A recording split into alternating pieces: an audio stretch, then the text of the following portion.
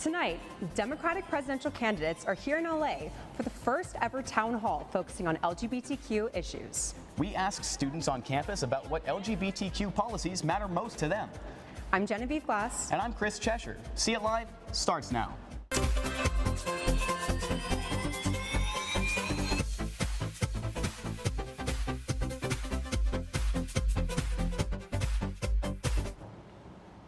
The Human Rights Foundation is partnering with CNN for tonight's presidential town hall about LGBTQ issues. 9 presidential candidates are sharing their stance on LGBTQ issues. So far, only 3 candidates have spoken. Here are candidates Joe Biden and Cory Booker. But I will be setting an example that we are a nation of love of all people. And you can't lead the people if you don't love the people, all the people. This is a civil rights issue, protected by civil rights, the Civil Rights Act. And we should be focusing on how to enforce that. My Justice Department, and I guess anyone in the Democrats' Justice Department, will in fact do that. And we are not free when we swear an oath. All of us swear an oath it will be a nation of liberty and justice for all. Those are aspirational words right now until every LGBTQ American has equal rights, and I will get the Equality Act passed and into law in our country. Annenberg Media's Hunter Patterson is live right now at a watch party in West Hollywood. Hunter, what can you tell us? Thanks, Chris. I'm here at the Abbey in West Hollywood, where the Human Rights Campaign is hosting a watch party for tonight's presidential town hall to just get thoughts and opinions of the people who are here tonight. So I was able to catch up with a few guests to hear their thoughts and expectations.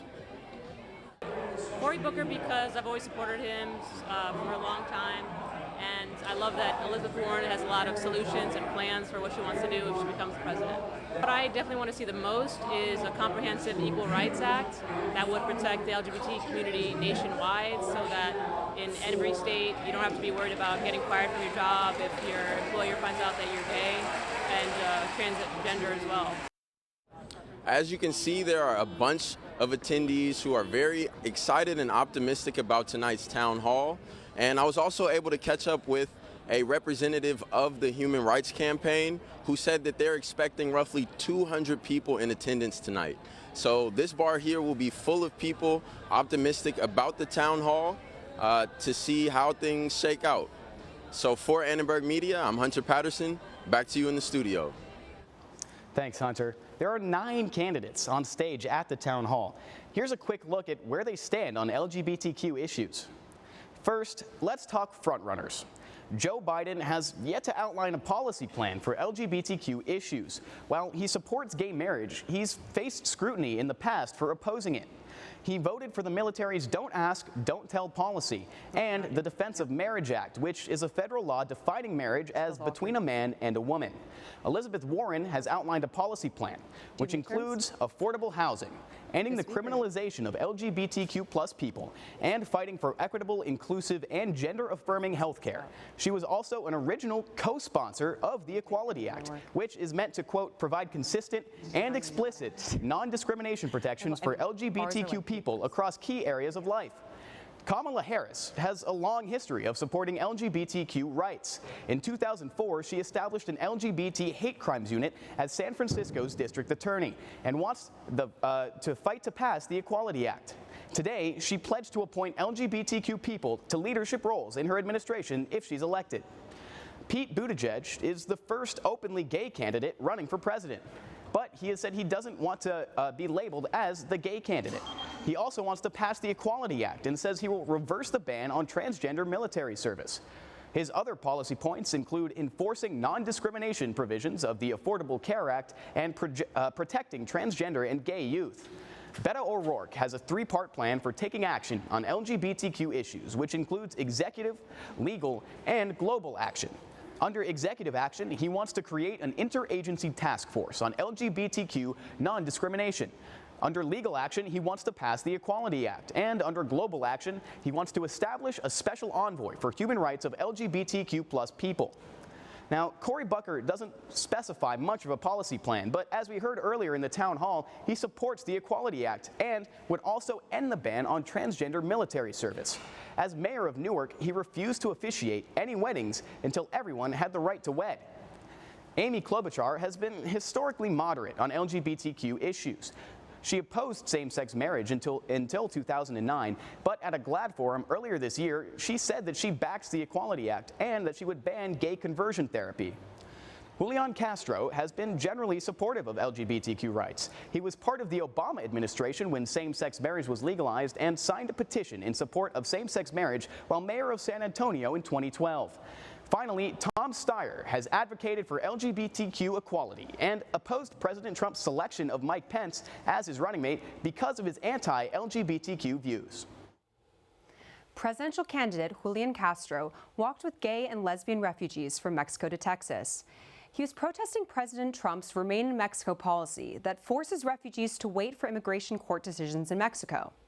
A lot of families along the border who are part of this MPP program have been subjected to violence. Some have been kidnapped, some have been extorted, some have been treated a lot worse than what they were fleeing from. Despite Castro's efforts, the asylum seekers were turned away and instructed to return to Mexico. For more politics, go to uscannenbergmedia.com to check out our stories on Kamala Harris' policy platform and an exclusive radio interview with presidential candidate Andrew Yang. The Power of Our Presidential Town Hall is hosted by the Human Rights Campaign. We had the chance to speak to the press secretary of the HRC about the organization. The Human Rights Campaign is the nation's largest civil rights organization focused on creating equality for LGBTQ people. We have over 3 million members across the country that help us in our work in both development programs focused on improving the lives of LGBTQ people on a daily basis, and also our electoral work, making sure that we elect pro-equality leaders across the country, from state governments to the federal government. Today's town hall is going to be the most significant and the largest audience for any LGBTQ-focused town hall that we've ever had in our history. HRC has been working to achieve equality for LGBTQ Americans since 1980. The U.S. Supreme Court is reviewing 3 new cases that could change laws that affect the LGBTQ community. What do we want? Justice! When do we want? Now! What do we want? Justice! When do we want? Now! Protesters outside the court in Washington gathered earlier this week in support of LGBTQ rights. The 3 cases in Georgia, New York, and Michigan involved 3 people who sued after being fired from their jobs for being gay or transgender. The Trump administration filed a brief with the Supreme Court arguing gay workers are not protected by the federal civil rights law. That law was originally signed by President Lyndon Johnson back in 1964. Title VII is a federal law that protects employees from discrimination against any race, color, religion, sex, or national origin, but it's not clear if it covers sexual orientation and transgender status. Currently, 22 states, including California, have their own laws prohibiting job discrimination, but the protection only applies nationwide if the Supreme Court agrees. Since President Trump took office, his administration has instituted controversial LGBT policies. Some of the most significant occurred in July of 2017, when Trump released a series of tweets concerning transgender military service. The president tweeted, quote, "After consultation with my generals and military experts, please be advised that the United States government will not accept or allow transgender individuals to serve in any capacity in the U.S. military. Our military must be focused on decisive and overwhelming victory and cannot be burdened with the tremendous medical costs and disruption that transgender in the military would entail." The decision reversed the Obama administration's 2016 announcement allowing transgender military service. Trump's systemic rollback of LGBT rights continued last month when the Department of Health and Human Services canceled a plan to prohibit LGBT discrimination in hospitals. There is a common misconception that gender identity and sexuality are connected. For example, many assume that transgender person is also gay, but that's not the case, and there is a clear and important difference. The first 3 letters of LGBTQ, LGB, refer to one's sexual orientation. The T refers to gender identity. Sexual orientation is the emotional, romantic, or sexual attraction that a person feels towards another. Gender identity is how people perceive themselves, male, female, a blend of both, or neither. We spoke with a student at the LGBTQ Resource Center to hear more. those two, as you can hear from my descriptions, are two very, very different things, because one deals with relationships and the other deals with who you are just solely as an individual. There is still much discrimination against this community, particularly young people.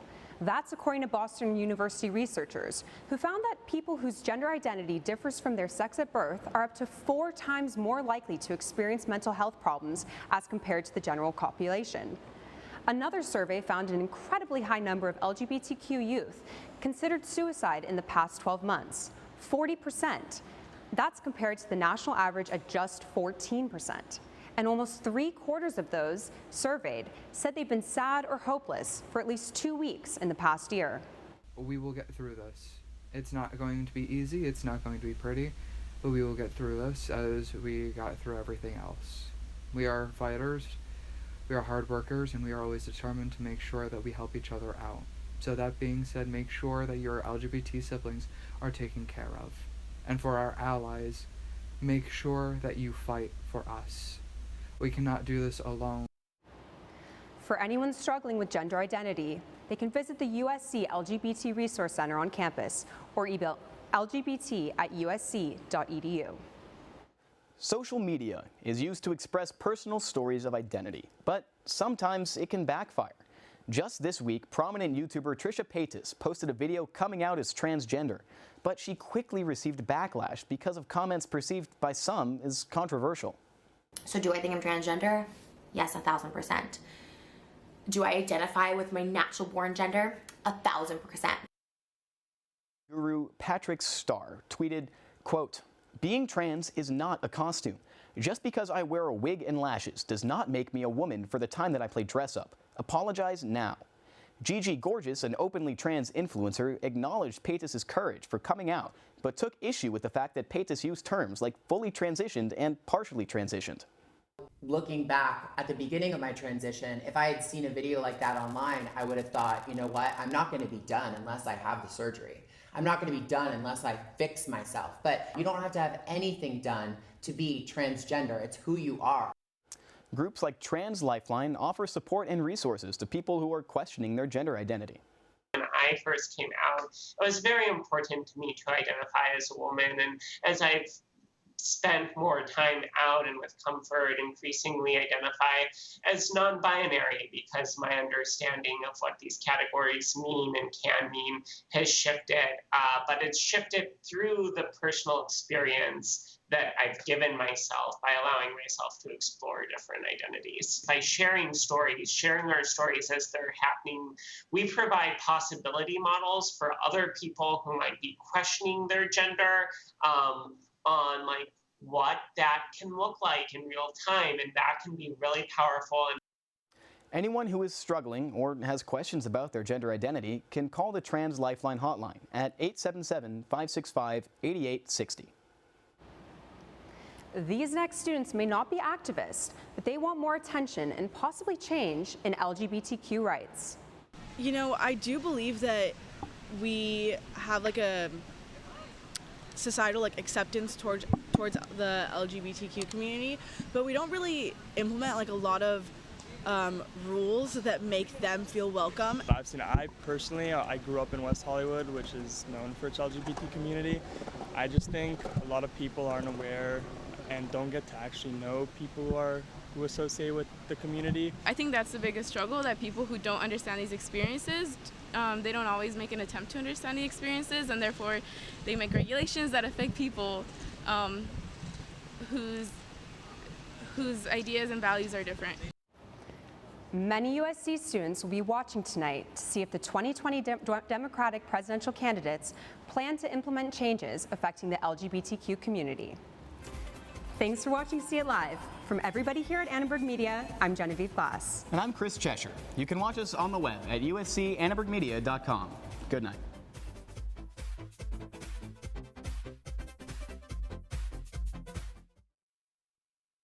Take a